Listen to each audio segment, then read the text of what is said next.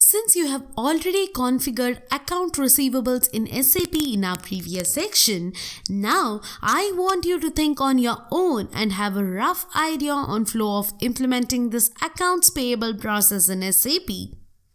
I will give you a hint here. That is, the journal entries will be when vendor invoice is created, then it would be like vendor account credit and purchase account debit.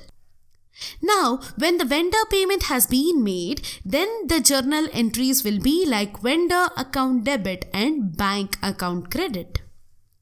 The configuration steps which we will be doing are almost similar to what we have done in the account receivables.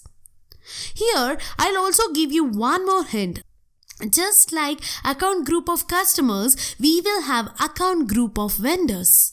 Here, I want you to pause this video and just think for a minute and then resume.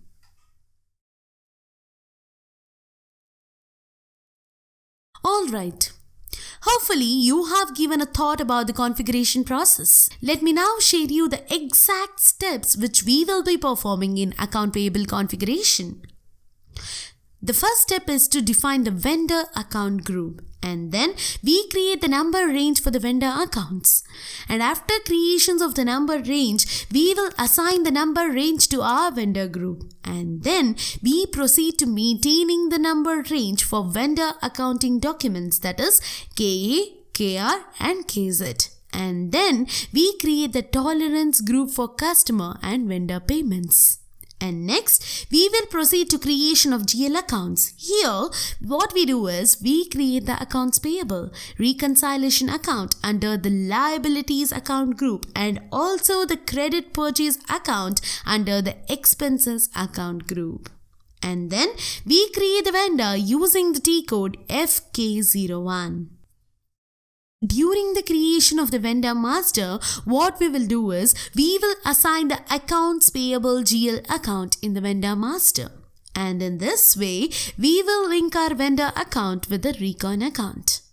After the creation of the master data, we generate the vendor invoice using the T code F-43. What we will do? We will generate the vendor invoice using the T code F-43. And then we will verify the vendor open items using the T code FBL1N. Guys, remember that the transaction code used to see the vendor open item is FBL1N. What it is? It is FBL1N.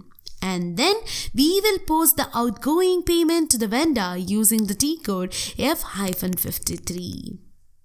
In the final step, what we will do is, we'll just verify that the open items have been cleared for the vendor account using the T code FBL1N. So, this completes our activity for accounts payable scenario in SAP.